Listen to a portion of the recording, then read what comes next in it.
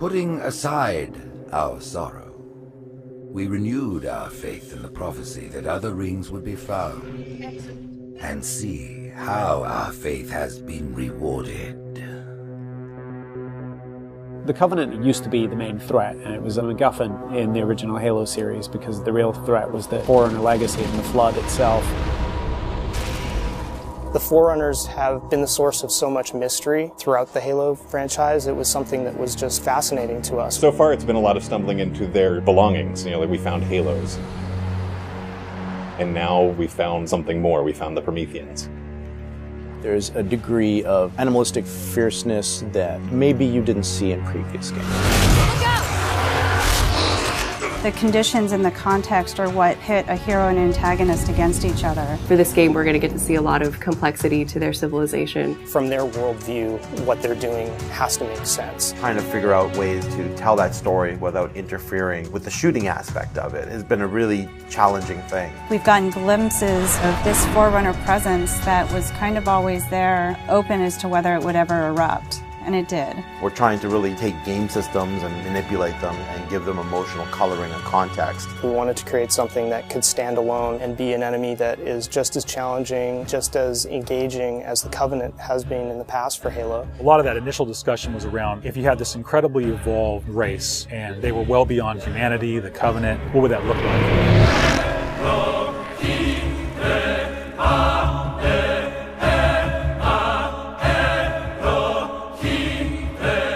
The design process for the Prometheans was intriguing, exciting, and then long and painful process.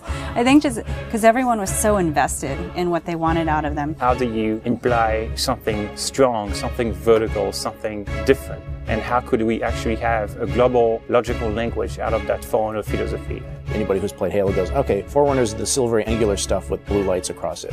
That's really the language kind of in a nutshell. For us, it was important to break that, but still find kind of like a mathematical organization. We had to do a very clear separation of style, shapes, colors, right from the start. I think the Knight's been through almost like 15 plus iterations of geometry. This sheet is like very traditional way of doing brainstorming. You just do silhouettes and then we take it and iterate some more and more and more. We didn't want them to look like monsters because they're not monsters. We had a version that looked very demon-y. These things on his back, they would go together and they would like flare out when the player was being spotted. We didn't want the Prometheans to look like robots because they're not robots. A version that looked very thin and spindly. We would see one, it's like, you know, that one looks cool, but it really doesn't convey a commander of the battlefield. We had other stuff where they could clamp on and have these big, hulking, massive armors on top of them that would really change the variant look. For us, it was important to get it into something that people could relate to, which I think is always going to be a challenge when trying to take the Forerunner language and create a character. Making sure that his head stood out, that you could see it, that players had the ability to headshot it.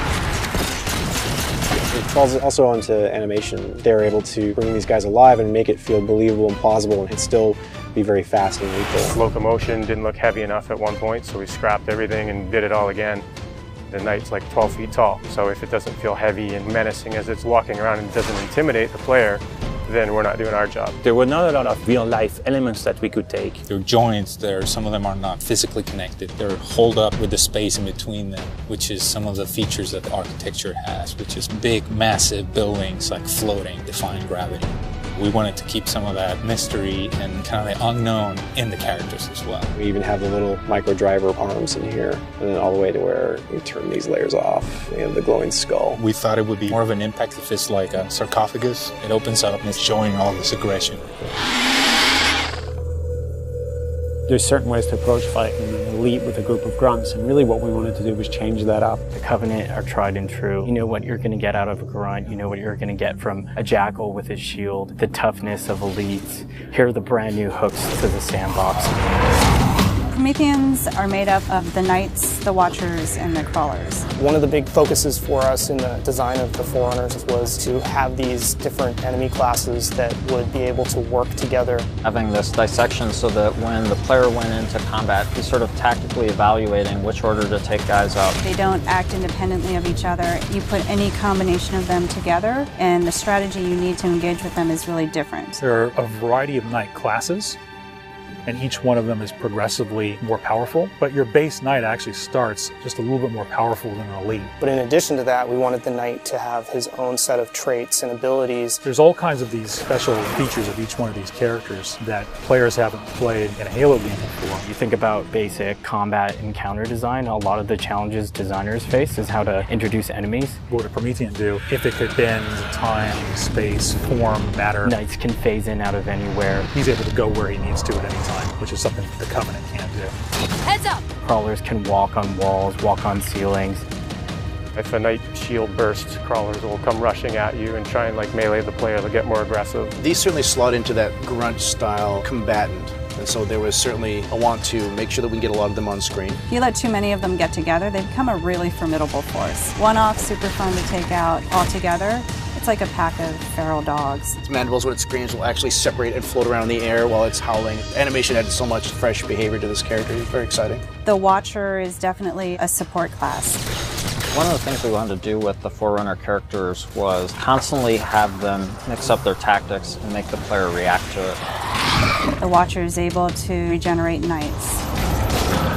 One of the things we needed to do when the Watcher design was coming along was make sure that the Watcher would actually fit inside of the Knight. That bursts out and swap to the actual Watcher asset.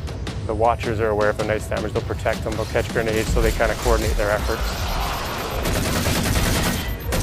The Prometheans feel like the most advanced of the bunch. They're able to bring all of their technology and wisdom to the battlefield. With new enemy class comes new weapon class. We literally concepted probably 200 weapons for this game before we settled on the half a dozen that went in. It's kind of like you've got that balance between humans' model of what a weapon's like and the desire to want to try and make something crazy and futuristic. We tried coming up with this perfect mix of stuff that was still relatable. You would still identify a weapon as a rifle or a shotgun or a submachine gun, even though they're almost magical. The Forerunner Scattershot was probably the first one where we really nailed the design on it. Everybody loves the hinge action shotgun, so we tried doing something like that so that the reload animation would be to cock it up and the front half would smash together. Every time you pick up a Forerunner weapon, it forms in your hand. So that sort of kicked off the component of having these guns form around the player. So there's that moment of like, oh, what is this gun? What does it do? And then when it comes into shape, it's kind of immediately identifiable. What makes the Forerunner weapons distinct is that usually they have dual purpose. So for instance, from the bolt pistol, you can charge it up and have something that's equivalent to almost like a shotgun blast. In the case of the light rifle, we actually experimented with doing dual firing modes. We tried to make it so there was the best of both worlds with a BR and a DMR. It works like the battle rifle when you're not scoped. That has a little spread, has 3-shot burst, and it works like the DMR when you are scoped. So it's like a mini sniper rifle in a way. It actually changes to a different firing mode where the projectiles are stronger. One of the big things that we really focused on for them was making sure that the weapon doesn't just feel like a chunk of metal, but that it actually has glowing energy that's flowing through the gun, going down the barrel, so that everything is very full of life. The moment where all the Promethean effects really started to click the most was when we started showing the dissolve whenever you kill a knight. That was really when we started to feel, yes, this is something cool, this is something unique, and something that we haven't really seen before. This is an early prototype of the Knight E-Res. As the sphere expands, you see the particles are birthed, and everything in the red region you see will be the crack and the erode. When you shoot and kill the knight, the actual point on the body where you did the damage is where the dissolve starts. So if you shoot from his foot, he will de-res from the point of his foot up. The end result, when we blow up a knight, they dissolve, proving that the technology works.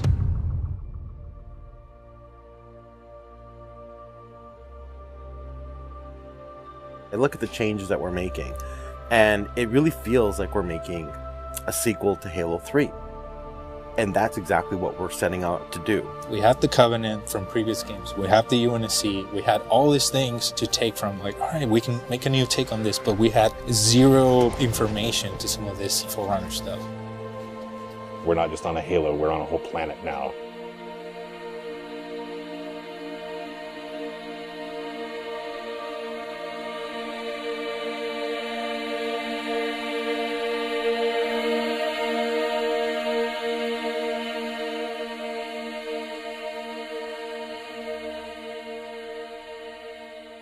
We're not just threatening one corner of the galaxy, we're threatening everything. We're listening to the fan feedback. We're incrementally evolving different aspects of the game design, but there's nothing really revolutionary. And I think that's important, because I think really good design is evolutionary, not revolutionary. And I think at some points we got in our heads with this game that we're just going to make another Halo. I don't think that's what people want. They may think they want that, but what they really want is something that speaks to the things that they love, but then provides them with something new.